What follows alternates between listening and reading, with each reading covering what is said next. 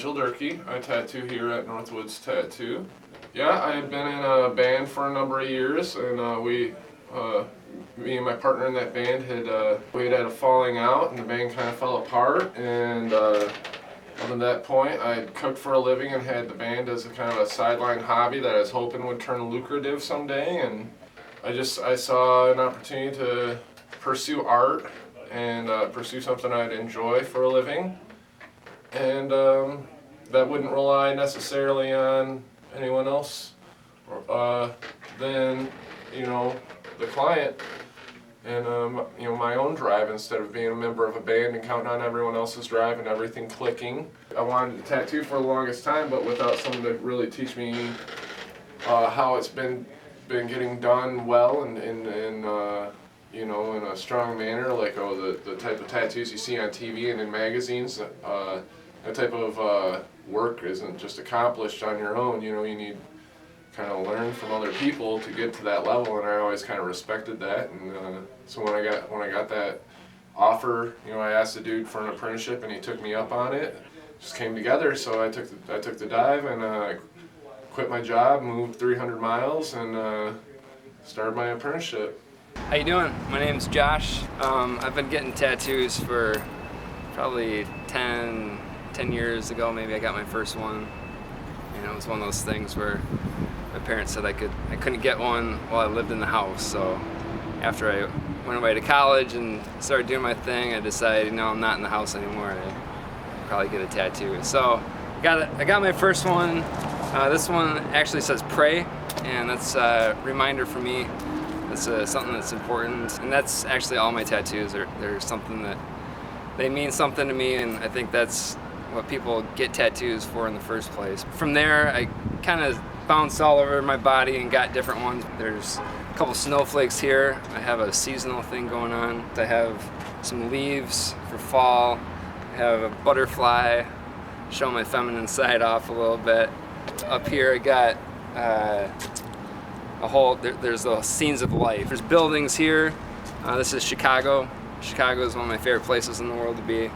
And so I got the skyline. There's love. That's another important thing to me. Through the years you go through different life experiences, and you have different things that shape and mold you, and they kind of signify different events in my life that I went through and kind of wanted to put a mark. There's sheep here. Sheep remind me of people. We all need a shepherd, and we're all dumb sheep. Mine are kind of in the religious theme. That's kind of my tattoo story. I don't think that my family per se was any more art influenced than any others. We had, a record player, and I had plenty of art supplies around, crayons and paper, and I enjoyed coloring and drawing, and my family encouraged that. Being inspired to do what I want had a lot to do with my upbringing, but had less to do with the art. Just that my mom always told me that I was talented and could pursue whatever I wanted to do, and it encouraged me to go ahead and take the risk of doing something like trying to become a tattoo artist. All right, let's see. I have 5 tattoos. This being the latest one I just got, and the first one on my back I got right when I turned 18, like the moment I was legally able to do it. I think that for me it was a representation of being free to do whatever I wanted, and so of course I had to buy cigarettes, buy lotto tickets, and get a tattoo. Tattoos for me are just a way of expressing myself, much like I would say jewelry. So this one is much like a bracelet for me that I always wear, because usually I have on a lot of jewelry, and so the colors are like permanent jewelry basically. I'm going into nursing, the field of nursing, and so for me the tattoos always have to be covered when I'm on the job. I don't think that the quality of care that I give or my competency as a medical worker should be judged based on the way I've decided to express myself. I got my first tattoo when I was 16. It was a tribute to the band Slipknot. I really love that band. I still do to this day. I got a tribute, like a traditional tattoo of the nanogram, and I did it at my own house. The guy came to my house. He did it for about $50 and a pack of beer. But I was really young then, and I planned to get more of Slipknot. Then I got tattoos on my fingers. This one says Zach. He used to be my boyfriend. He passed away in '06, and my mind was slipping. I was losing his memory because it was so long ago, and I didn't want to forget him. So I got this tattoo. It was Christmas Eve at like 9 at night. I asked the tattoo artist, I was like, I know you're busy. He was going to a party. I was like, can you do this one little favor for me? And he said, screw it, let's do it. I gave him $100 afterwards. Then I got the star and the AA.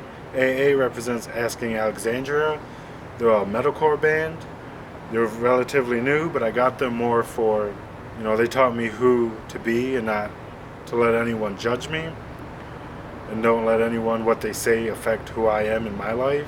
It's not more the music, but them as people, and I really love them. They're a real cool bunch of guys. So yeah, I don't regret it. I don't regret any of my tattoos.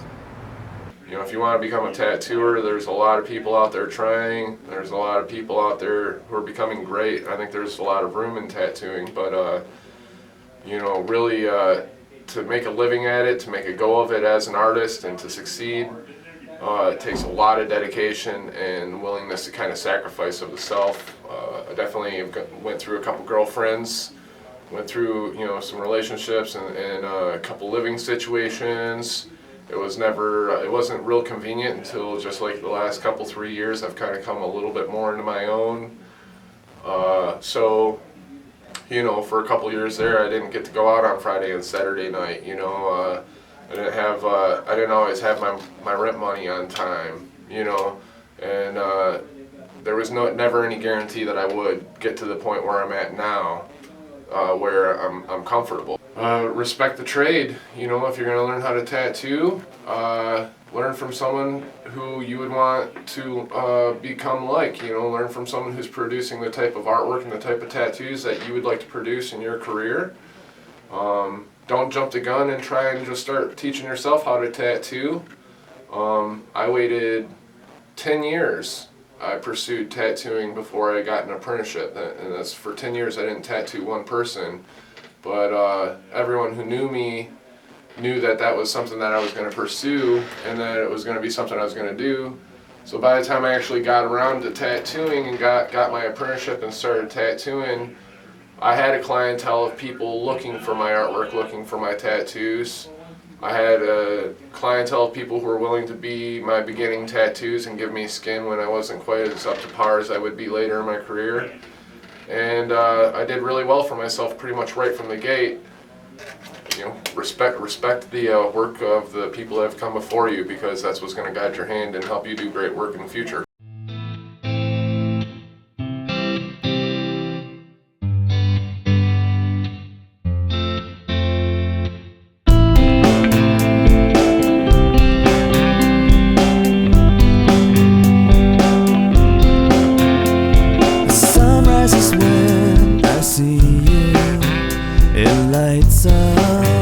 I'm near you. It brightens up when I hear you. The sky's blue, it's a clear view.